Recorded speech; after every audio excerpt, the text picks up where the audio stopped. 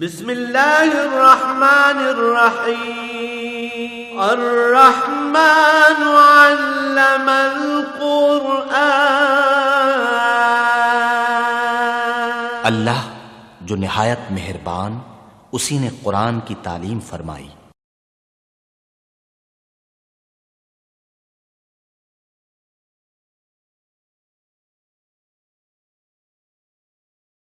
الحمد للہ رب العالمین والصلاة والسلام علی حبیبہ محمد وآلہ وصحبہ اجمعین۔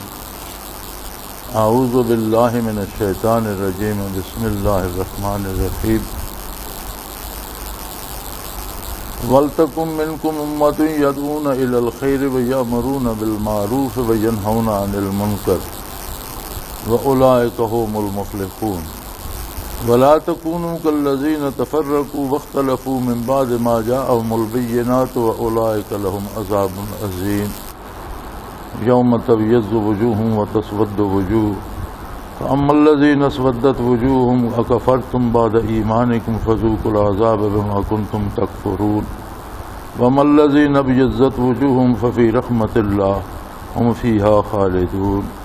اللهم سبحانك لا علم لنا إلا ما علمتنا إنك أنت العليم الحكيم۔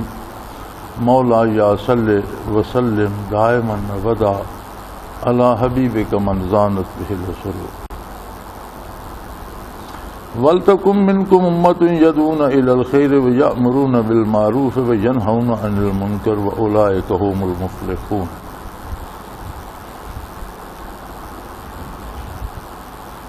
فرمایا مسلمانوں کو حکم دیا جا رہا ہے کہ تم میں سے ایسی جماعت ہونی چاہیے جو بھلائی کی طرف بلائے اور نیکی کا حکم کرے اور برائی سے روکے۔ یہ لوگ پورے کامیاب ہوں گے، فلاح پانے والے ہوں گے۔ فلاح سے مراد مکمل کامیابی ہوتی ہے، دنیا میں، زندگی میں، موت میں، ما بعد الموت میں، برزخ میں، آخرت میں، ہر جگہ کی مکمل کامیابی کا نام فلاح ہے۔ اب اس پہ مفسرین کرام نے مختلف تفاسیر اور مختلف شعبۂ زندگی کی طرف اشارہ فرمایا ہے، چونکہ اس میں یامرون بالمعروف، یدعون الی الخیر، بھلائی کی طرف دعوت دیں، لیکن اس کے ساتھ یہ ہے یامرون بالمعروف، نیکی کا حکم کریں۔ اب حکم کرنے کے لیے کوئی قوت چاہیے، کوئی طاقت چاہیے، ہر بندہ حکم نہیں کر سکتا۔ اسی طرح ینہون عن المنکر، برائی سے روکنے کے لیے بھی کسی طاقت کی ضرورت ہے۔ تو اس سے مراد بنیادی طور پر حکومت اسلامیہ کے وہ ادارے ہیں جنہیں آپ فوجی یا نیم فوجی کہتے ہیں۔ ظہور قرآن کے وقت صرف حکمرانوں کی حفاظت کے لیے فوجیں ہوتی تھیں، ان کا کہا منوانے کے لیے فوجیں ہوتی تھیں، ان کی بادشاہت کو قائم رکھنے کے لیے فوجیں ہوتی تھیں، لیکن قرآن کریم نے حکم دیا کہ ایسی طاقت جو قومی طاقت ہو، تم میں سے ہو،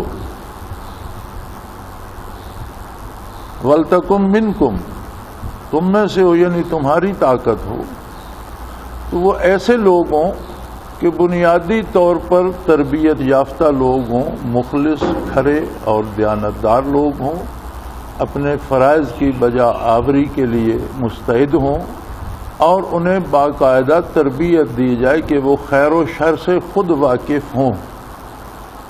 ایک بندہ جو خود خیر و شر سے واقف نہیں ہے، وہ خیر کی دعوت کیسے دے گا؟ انہیں خود پہلے یہ تربیت، یہ علم ہو کہ خیر کیا ہے، شر کیا ہے، نیکی کیا ہے، برائی کیا ہے، پھر ان کے پاس ایک طاقت ہو کہ وہ نیکی کا حکم کر سکیں۔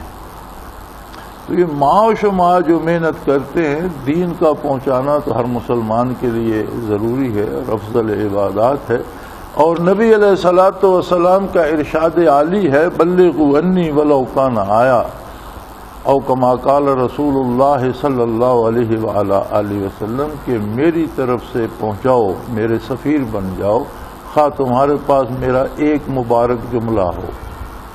اس کے لیے عالم ہونا ضروری نہیں ہے، جو ایک جملہ نبی کریم صلی اللہ علیہ وسلم کا کسی مسلمان کے پاس ہے اسے آگے پہنچائے۔ لیکن یاد رہے امور زندگی میں ترتیب ہے، کچھ فرائض ہیں جن سے اعراض ممکن نہیں، اس کے بعد واجبات ہیں، اس کے بعد سنن ہیں۔ ہر شخص کے ذمے اس کے خاندان کا، اہلیہ کا، بچوں کا نان و نفع کا فرض ہے۔ اب وہ ایک سنت حکم کو لے لے کہ مجھے تبلیغ کرنی ہے اور فرض کو چھوڑ دے تو یہ غلط ہوگا۔ اپنا فرض بجا لاتے ہوئے جہاں تک ممکن ہو وہاں تک دین کی بات بھی کرے، تاکہ فرض کی تکمیل بھی ہو اور سنت کی تکمیل بھی۔ جہاں تک یہ حکم دیا جا رہا ہے کہ تم میں سے ایک جماعت ضرور ایسی ہو جو بھلائی کی طرف دعوت دے، اور دعوت سے اگر کوئی نہ مانے تو اس کے پاس قوت ہو وہ نیکی کا حکم دے اور برائی سے روک دے، تو یہ آیہ کریمہ جو ہے یہ دلالت کرتی ہے کہ قومی طاقت جو ہوگی یا قومی قوت جو ہوگی یا قومی فوج جو بنے گی، تو پہلی بات تو یہ ہے کہ وہ تم میں سے ہو، یعنی مسلمان ہو۔ مسلمان ممالک میں جو غیر مسلم رہتے ہیں وہ اپنا جزیہ دیتے ہیں اور ان کی حفاظت مسلمانوں کے ذمے ہے، ملک کی حفاظت بھی، اور جو غیر مسلم ملک میں رہتے ہیں ان کی حفاظت بھی مسلمانوں کے ذمے ہے۔ لہذا فرمایا کہ مسلمانوں میں سے کچھ لوگ ہوں، اور وَلْتَكُمْ مِنْكُمْ، تم میں سے کچھ لوگ ہوں۔ ہر بندہ تو اس میں نہیں جا سکتا، جو فٹ ہوں، جو جن کی تربیت کی جا سکے، جن میں استعداد ہو، فزیکلی فٹ ہوں، مینٹلی فٹ ہوں، اور علمی طور پر جنہیں خیر اور شر کی تربیت دی جائے، جنہیں پتہ ہو، اور پھر وہ نیکی کی طرف دعوت دیں۔ یعنی مسلمان فوج کسی شہنشاہ کی شہنشاہیت قائم رکھنے کے لیے نہیں ہے، بلکہ اللہ کی زمین پر اللہ کی بادشاہت قائم کرنے کا کام کرتی ہے، احکام الہی کے اجراء کا کام کرتی ہے، اور مخلوق الہی کو انصاف فراہم کرتی ہے، تحفظ فراہم کرتی ہے، ظلم و جور سے بچاتی ہے۔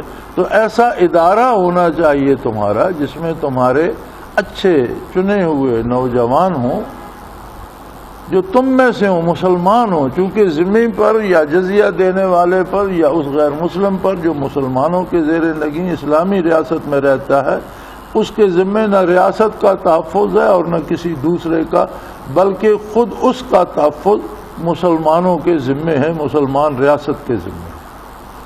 اب ریاست کی عملداری کو قائم رکھنے کے لیے مسلم ریاست کیا ہوگی؟ ریاست کا جو رئیس ہوگا وہ امین ہوگا اللہ کے احکام کا، اللہ کی امانت کا، اور اس کے پاس جتنے لوگ ملک میں رہتے ہیں ان سب کے حقوق کے تحفظ کی ذمہ داری بطور امانت اللہ کی طرف سے ہوگی۔ اسے ایک طاقت بنانی چاہیے جو صالح، نیک، صحت مند اور ذی شعور لوگوں پر ہو، مشتمل ہو، اور انہیں ان میں صلاحیت ہو کہ وہ برائی سے روک سکیں، نیکی کا حکم دے سکیں، یعنی جہاں برائی ہوتی ہو اسے حکمن بھی روک سکیں۔ پہلی بات تو ہے کہ دعوت دیں، یدعون الی الخیر، بھلائی کی دعوت دیں، لیکن صرف دعوت پر نہ رہیں۔ دعوت تو میں بھی دے رہا ہوں، آپ بھی دے رہے ہیں، ہر تبلیغ کرنے والا مبلغ دعوت تو دیتا ہے، اس سے آگے وہ کچھ نہیں کر سکتا، لیکن یہ ادارہ ایسا چاہیے کہ جو دعوت پر بس نہ کرے بلکہ یأمرون بالمعروف، نیکی کا حکم دے، اور اس میں وہ قوت ہو کہ اگلے کو وہ نیکی کرنی پڑے۔ قرآن کریم کا ارشاد لا اکراہ فی الدین بڑا غلط طور پر استعمال کیا جاتا ہے۔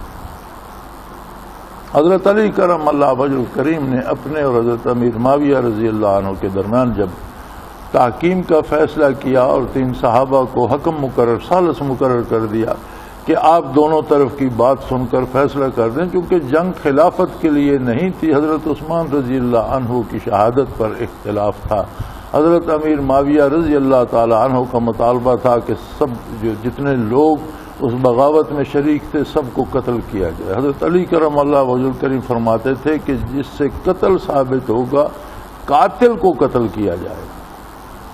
تو دونوں طرف اکابر صحابہ تھے، دونوں کی رائے میں وزن تھا، اور پھر دونوں اس بات پہ متفق ہو گئے کہ اکابر صحابہ میں سے 3 بندے چن لیں، وہ فیصلہ کر دیں۔ تو یہ خارجیوں کی جماعت اس وقت نکلی، چونکہ خارجی اکثریت انہی لوگوں کی تھی جو حضرت عثمان کو شہید کرنے والے تھے، اور انہوں نے سمجھا کہ اب تحکیم ہوگی تو ہماری شامت آئے گی، ہم مارے جائیں گے، تو انہوں نے بغاوت کر دی حضرت علی کرم اللہ وجہ الکریم کے خلاف، اور انہوں نے وہ خارجی حضرت علی پر بھی کفر کا فتویٰ لگاتے ہیں نعوذ باللہ من ذالک۔ کس بات سے بھائی؟ وہ کہتے ہیں قرآن کو حکم ہے ان الحکم الا للہ، حکم صرف اللہ کا چلتا ہے، آپ نے بندوں کو حکم بنا دیا۔ تو جب یہ آیہ کریمہ حضرت علی کرم اللہ وجہ الکریم کو پیش کی گئی تو آپ نے فرمایا الکلمۃ حق، یعنی جو کلمہ ہے وہ حق ہے، یرید بہ الباطل، جو یہ اس سے مفہوم اخذ کرنا چاہتے ہیں وہ باطل ہے۔ الکلمۃ حق یرید بہ الباطل، جو کلمہ ہے یہ حق ہے، آیہ کریمہ حق ہے، لیکن خوارج جو مفہوم اخذ کرنا چاہتے ہیں یہ باطل۔ اسی طرح لا اکراہ فی الدین الکلمۃ حق، یہ کلمہ حق ہے لیکن لوگ اس کا جو مفہوم لیتے ہیں وہ باطل ہے۔ یعنی اس سے یہ مطلب نہیں کہ دین میں کھلی چھٹی ہے، مسلمان جو جی چاہے کرے، نہیں۔ لا اکراہ فی الدین کا مطلب یہ ہے کہ کافر سے زبردستی اسلام قبول نہیں کرایا جائے گا، اسے آزادی ہے، وہ اپنی پسند سے چاہے۔ اللہ کی نشانیاں ہیں، انبیاء کے معجزات ہیں، ویسے اس قادر کریم کی قدرت کی نشانیاں سورج کا طلوع و غروب، رات دن کا آنا، موسموں کا تغیر و تبدل، مخلوق کا ہر لحظہ پیدا ہونا، ہر لحظہ فنا ہونا، ایک اتنا ایسا لمبا تسلسل ہے کہ کوئی ایک ہی ہستی اسے چلا رہی ہے، اگر ایک سے 2 بھی ہوتے تو کہیں ٹکراؤ ہوتا، کہیں سسٹم رکتا، کہیں کوئی اختلاف ہوتا۔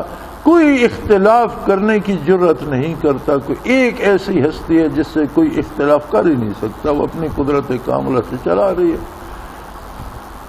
اس کے بعد انبیاء کے معجزات ہیں، اللہ کی کتابیں، انبیاء علیہ السلام کی دعوت ہے، تو اپنی پسند سے اگر وہ قبول کرتا ہے تو ٹھیک، نہیں کرتا تو اس کے انسانی حقوق محفوظ ہیں، جس مذہب پہ چاہتا ہے رہے، اپنے مذہب کی طرح پوجا بھی کرے، اسے روزگار مہیا کیا جائے گا، جان مال آبرو کا تحفظ دیا جائے گا، علاج معالجے کی سہولتیں دی جائیں گی، پڑھنے پڑھانے بچوں کی تعلیم کی جو بھی حقوق ایک شہری کے ہیں وہ اسے عطا کیے جائیں گے، اور مسلمانوں سے زیادہ آسانی میں رہے گا کہ ملک کا اور خود اس کا تحفظ اس کے ذمہ نہیں، مسلمانوں کے ذمہ ہے۔ لیکن جو کہہ دے گا لا الہ الا اللہ محمد الرسول اللہ، اس سے پھر زبردستی کی جائے گی اگر وہ اسلام کے احکام پر عمل نہیں کرے گا، تو پھر یہ حکومت کی ذمہ داری ہوگی،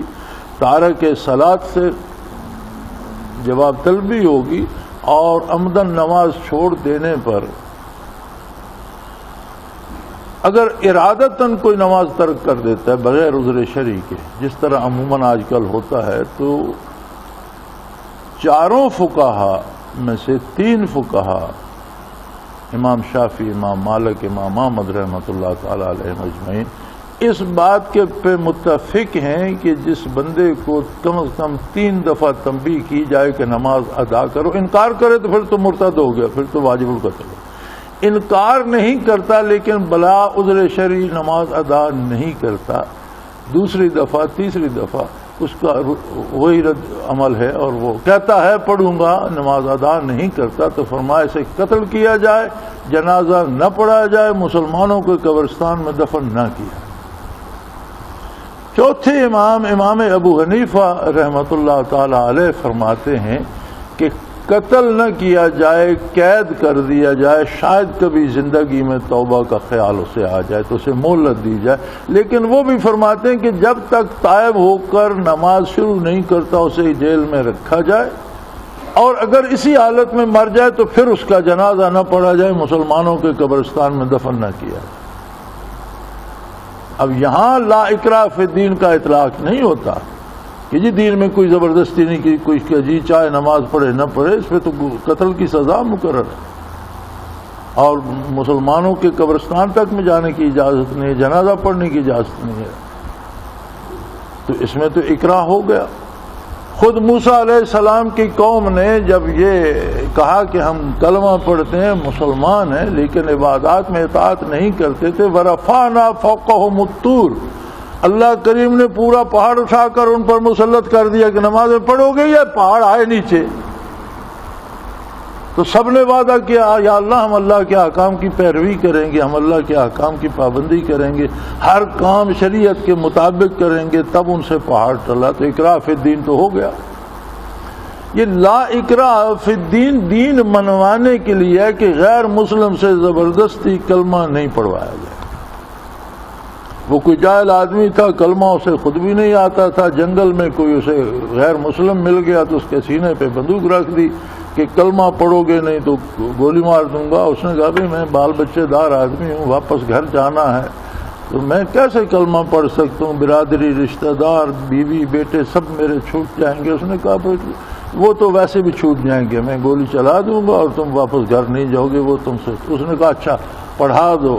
تو کہنے لگا اگر آج کلمہ آتا ہوتا تو ایک کافر تو مسلمان ہو گیا تھا، آتا خود کو بھی نہیں تھا کہ اگر آج کلمہ یاد ہوتا تو ایک کافر کو مسلمان کرنے کا ثواب مل جاتا۔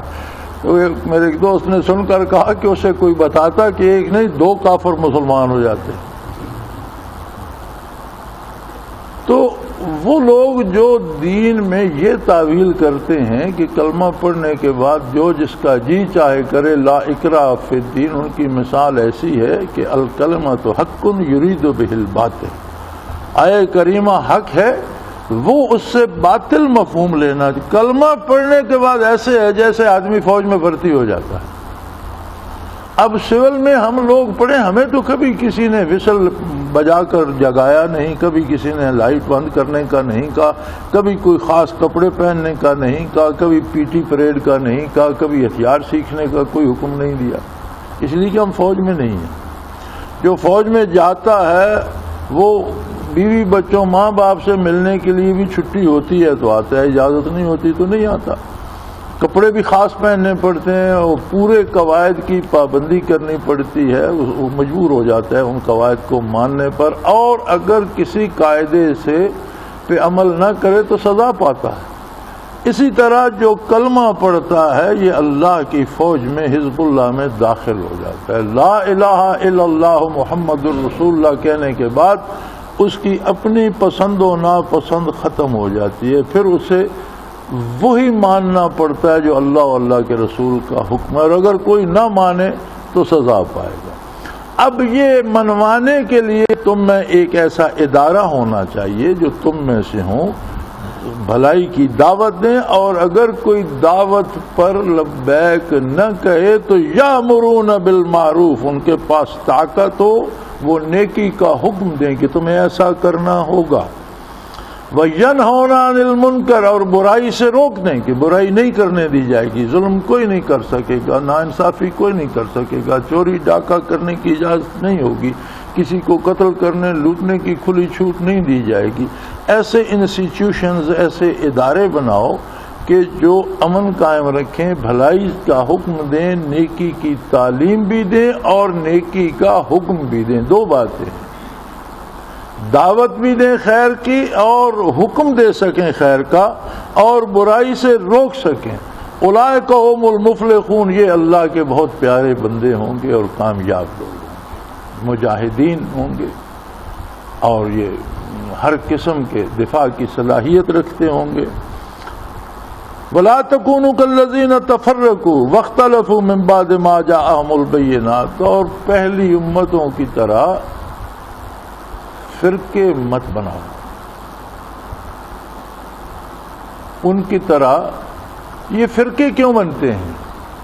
جب قرآن ایک ہے، اللہ واحد لا شریک ہے، دین ایک ہے، رسول ایک ہے صلی اللہ علیہ وسلم، کتاب ایک ہے، بیت اللہ ایک ہے، تو فرقے فرقے فرقے یہ کیا ہوگا؟ ہر فرقے کی بنیاد کسی شخص کے ذاتی مفادات پہ ہوتی ہے۔ جہاں خلوص و اطاعت الہی ہو وہاں فروعات میں اختلاف تو ہو سکتا ہے، فرقہ بندی نہیں ہوتی، الگ فرقہ نہیں بنتا۔ احکام الہی کی تشریح و تعبیر میں، رسول اللہ صلی اللہ علیہ وسلم کے احکام کی تعبیر و تشریح میں جو فروعات ہیں، یعنی کچھ اصول ہوتے ہیں، کچھ ان کی فروعات ہوتی ہیں۔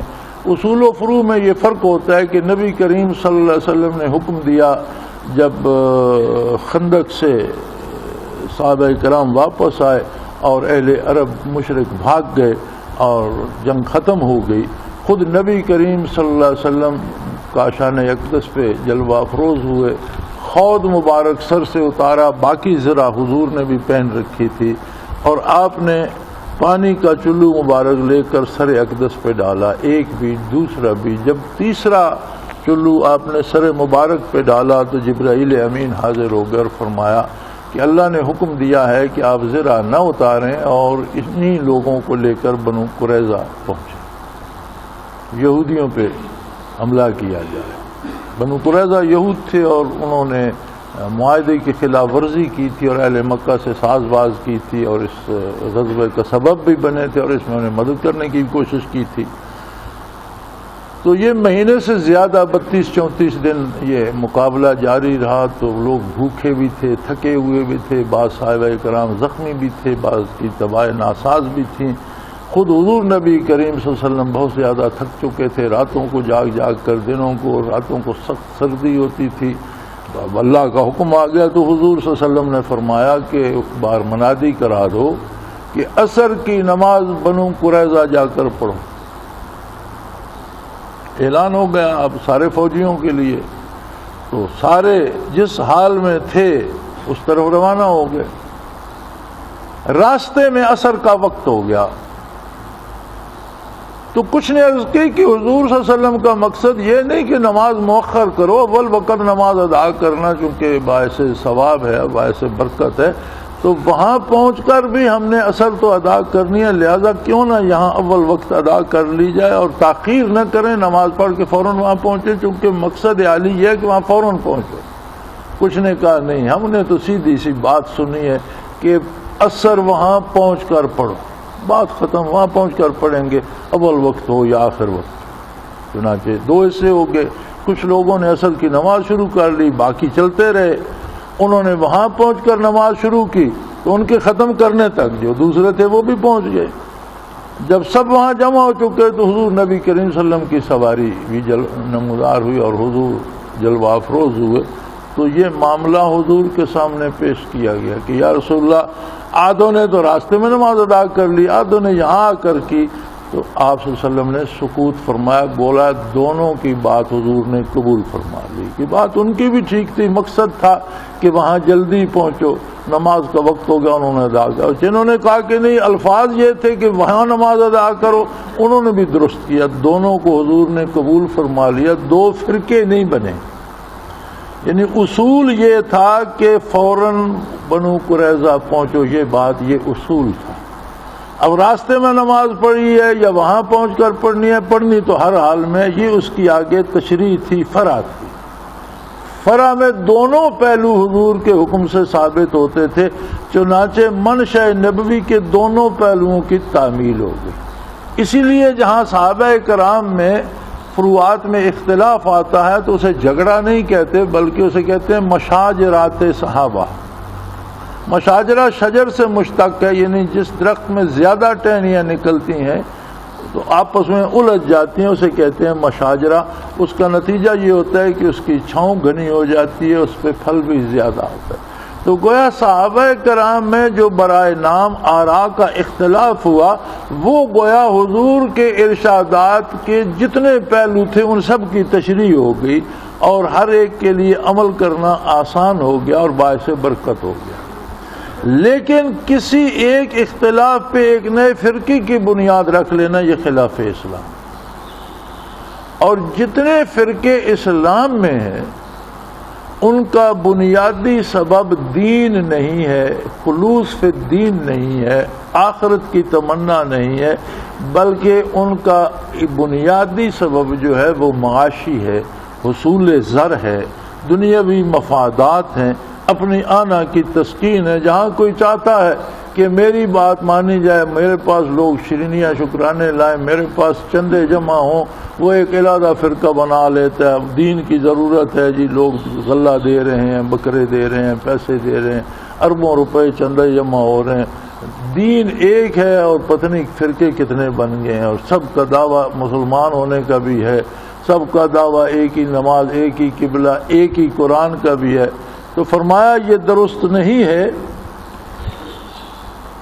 وَلَا تَكُونُوا كَالَّذِي تَفَرَّقُوا، پہلے جو قومیں گمراہ ہوئیں انہوں نے یہی جرم کیا کہ اپنے ذاتی مفادات کے لیے فرقوں میں بٹ گئے۔ تم ایسا نہ کرنا۔ اور انہوں نے واضح ہدایات آنے کے بعد اختلاف کیا۔ مسلمانوں، تم نبی کریم صلی اللہ علیہ وسلم کے ارشادات اور کتاب اللہ کے آنے کے بعد اس طرح کے اختلافات نہ کرنا کہ الگ فرقے فرقے بن جائیں۔ اور جو اس طرح کرتے ہیں اولئک لہم عذاب عظیم، ان کے لیے بہت بڑی سزا ہوگی۔ ذاتی مفادات کے لیے دین کو استعمال کرنا یہ آدمی کو بالآخر ایمان سے محروم کر دیتا ہے۔ یہ اتنا بڑا جرم ہے، اتنی بڑی بددیانتی ہے دین کے ساتھ، اتنی بڑی خیانت ہے دین میں کہ یہ آخر آدمی کو کفر کی طرف لے جاتی ہے، خواہ وہ دعویٰ اسلام کا کرتا رہے۔ یہاں فرمایا یوم تبیض وجوہ وتسود وجوہ، ایک دن آئے گا جب کچھ چہرے بہت روشن ہوں گے، سورج کی طرح، چاند کی طرح، اور کچھ چہرے تاریک ہو جائیں گے، سیاہ ہو جائیں گے۔ جو لوگ دین کو خلوص کے ساتھ مانیں گے اور اپنی دیانتداری سے دین پر عمل کرنے کی کوشش کریں گے، ان کے چہرے چودھویں کا چاند ہوں گے۔ لیکن جو دین کو حصول دنیا کا ذریعہ بنائیں گے، یہاں کافروں کی بات نہیں ہو رہی، یہاں بات مسلمانوں سے ہو رہی ہے کہ اگر مسلمانوں میں کوئی ایسے لوگ ہوں گے جو دین کو، ارشادات نبوی کو، قرآنی آیات کو، اللہ کے دین کو حصول زر کا، حصول اقتدار کا ذریعہ بنائیں گے، ان کے چہرے اس دن سیاہ ہوں گے، تاریک ہوں گے۔ فَأَمَّا الَّذِينَ اسْوَدَّتْ وُجُوهُمْ، جن کے چہرے تاریک ہوں گے، اَكَفَرْتُمْ بَعْدَ ایمانکم، ان سے کہا جائے گا کہ تم نے ایمان کا دعویٰ کرنے کے بعد کردار پھر کفر کا اپنا لیا اور پھر کافر ہو گئے۔ نتیجہ تو کردار پہ مرتب ہوتا ہے نا۔ ایک آدمی بھوکا ہے، وہ یہ دعویٰ کرتا رہے کہ میں بھوکا نہیں ہوں، تو اس سے وہ بچ نہیں جائے گا، اور کچھ بھی نہ کہے، کھانا کھا لے تو اس کی بھوک ختم ہو جائے گی۔ یعنی نتائج عمل پہ مرتب ہوتے ہیں، کہنے پہ اور دعوے پہ نہیں۔ ایک آدمی پیاسا ہے، وہ کہے میں پیاسا نہیں ہوں، اس کے کہنے سے پیاس نہیں ختم ہوگی۔ وہ کچھ بھی نہ کہے، خاموشی سے پانی پی لے، پیاس ختم ہو جائے گی۔ آپ کہتا رہیں، میں کہتا رہوں ہم مسلمان ہیں، لیکن اگر ہمارا عمل خلاف اسلام اور اسلام کو ہم اپنی ذاتی مفادات کے لیے استعمال کر رہے ہیں اور اس کا ذریعہ بنا رہے ہیں، تو یہ بات، یہ جرم تو کفر سے بھی بڑھ کر ہے کہ کافر بھی کم از کم اسلام کو قبول نہیں کرتا، اسے بیچتا تو نہیں۔ یعنی کافر کا جرم یہ ہے کہ وہ دین کو قبول نہ کر کے کافر ہو گئے، اور کوئی قبول کرنے کے بعد اسے بیچنے لگ گیا تو یہ تو اس سے بڑا ظالم ہے۔ فرمایا جن کے چہرے سیاہ ہوں گے ان سے کہا جائے گا اکفر تم بعد ایمان لانے کے بعد تم پھر کافر ہو گئے. فذوقوا العذاب بما کنتم تکفرون، پھر اپنا مزہ چکھو اپنے کردار کا اس وجہ سے کہ تم نے کفر کیا تھا. یعنی آدمی دعویٰ اسلام کا کرتا رہے اور کام کافروں جیسے کرے تو نتیجہ کام پہ مرتب ہوگا، وہاں چہرہ سیاہ ہوگا اور کہا جائے گا بھی تم کہتے تھے میں مسلمان ہوں اور تم پھر کافروں والے کام کرتے تھے. کفر تم بعد ایمانکم، ایمان لانے کے بعد پھر تم کفر میں چلے گئے تو نتائج تو اس پہ مرتب ہوں گے. وَأَمَّا الَّذِينَ ابْيَضَّتْ وُجُوهُهُمْ، اور جن کے چہرے روشن ہوں گے، ففی رحمت اللہ کی رحمت کے زیر سایہ ہوں گے. ہم فیہا خالدون، اور وہ اس میں ہمیشہ ہمیشہ رہیں گے. وآخر دعوانا الحمد للہ رب العالمین. اللہ اللہ اللہ اللہ اللہ اللہ اللہ. حضرت امیر محمد اکرم آوان مد ذلہ العالی دارالعرفان منارہ ضلع چکوال میں سالہ سال سے قرآن و حدیث کے اوپر خطابات کر رہے ہیں اور سلسلہ نقشبندیہ اویسیہ کے مطابق لوگوں کو ذکر الہی کی تربیت دے رہے ہیں. وہ قرآن پاک کی تفسیر ترتیب وار بیان کر رہے ہیں. تفسیر قرآن کو وہ موجودہ ملکی اور بین الاقوامی حالات کے مطابق بیان کرتے ہیں. موٹر وے سے کلر کہار کے انٹرچینج سے نکلتے ہوئے کلر کہار کی جھیل سے ہوتے ہوئے میانی، بوچھال اور نورپور سے گزرتے ہوئے دارالعرفان منارہ پہنچ سکتے ہیں. حضرت امیر محمد اکرم آوان نے بچیوں اور بچوں کی دینی اور دنیاوی تعلیم کے لیے سقارہ اکیڈمی کے نام سے ایک درسگاہ بھی قائم کی ہے، جس کا افتتاح ملک پاکستان کے صدر جنرل محمد ضیاء الحق نے اپنے دست مبارک سے کیا تھا. وہ تمام احباب جو اسلام کی طلب رکھتے ہیں ان سے گزارش ہے کہ دارالعرفان منارہ ضلع چکوال میں امیر محمد اکرم آوان صاحب کے خطابات سے مستفید ہوں. وہ ہر جمعے کو نماز سے پہلے بیان فرماتے ہیں. ہر ماہ کی پہلی اتوار کو ماہانہ اجتماع ہوتا ہے جس میں آپ خصوصی خطاب فرماتے ہیں اور پاکستان کے چاروں صوبوں سے احباب اس اجتماع میں شرکت کرتے ہیں. اس کے علاوہ یہاں سال میں 2 مرکزی اجتماعات بھی ہوتے ہیں، ایک رمضان المبارک میں اعتکاف کا اجتماع اور دوسرا جولائی اور اگست میں 40 دن کا اجتماع ہوتا ہے جس میں روحانی تربیت کی جاتی ہے. اپنا خون سیماب دے کر اتنا ہم کر جائیں گے، نام آقا کا چمن میں پھر رقم کر جائیں گے.